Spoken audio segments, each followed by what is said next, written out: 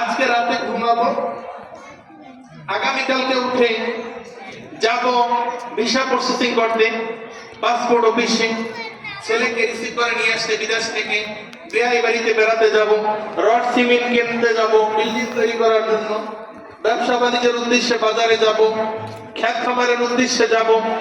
অনেক চিন্তা ভাবনা নিয়ে অনেক সিদ্ধান্ত করে এই মুহূর্তে অনেকে কম্বল মুড়ো দিয়ে ঘুমাচ্ছেন, ঠিক কিনা বলুন?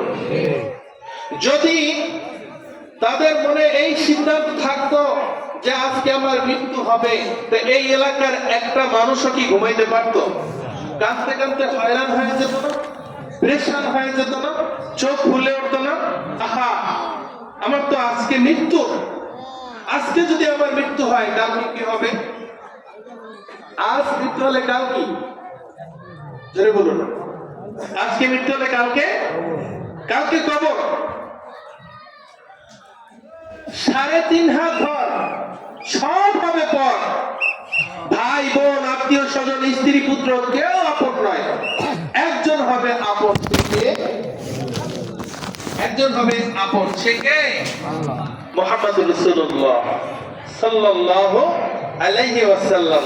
কার লাগিয়া বান্দরে মন, কার লাগিয়া কান্দ, কার লাগিয়া বান্দরে মন, কার লাগিয়া কান্দ, সে তো তোমার আপন হবে না, না না, যেজন হবে আপনা সেই তো মদিনা, যেজন হবে আপনা সেই তো মদিনা। ঠিক কিনা বলুন? ওই নবী কি এখানে আসতে পারেন? ওই নবী কি মদিনায় বসে এই মজলিস, হুসাইনীপুরের মজলিস দেখেন কিনা? এই মজলিসে আসতে পারেন কিনা? সত্যি কি আসতে পারেন? সত্যি পারে না? আসতে পারে না? না পারে? মাশাআল্লাহ। ভিসা লাগবে না?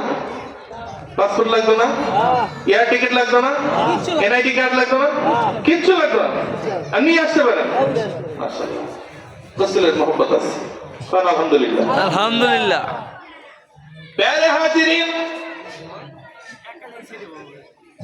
আল্লাহ রাব্বুল আলামিন বলেন, ইন্নাল্লাহা ওয়া মালাইকাতাহু ইউসাল্লুনা আলান নবী ইয়া আইয়ুহাল্লাযীনা আমানু সাল্লু আলাইহি ওয়া সাল্লিমু তাসলিমা। ইন্না, নিশ্চয় আল্লাহ, আল্লাহ, নিশ্চয় আল্লাহ, ওয়া মালাইকাতুহু, এবং তার ফেরেশতার জগৎ, ইউসাল্লুনা আলান নবী, আমার দয়ার নবী, মায়ের নবী রাহমাতুল লিল আলামিনের প্রতি দুরূদ শরীফ পড়েছেন, পড়তেছেন, পড়বেন। দুরূদ শরীফ পড়েছেন, পড়তেছেন, পড়বেন। ছিল না যখন তখনও পড়েছেন, ছিল যখন তখনও পড়েছেন, থাকবে না যখন তখনও পড়বেন।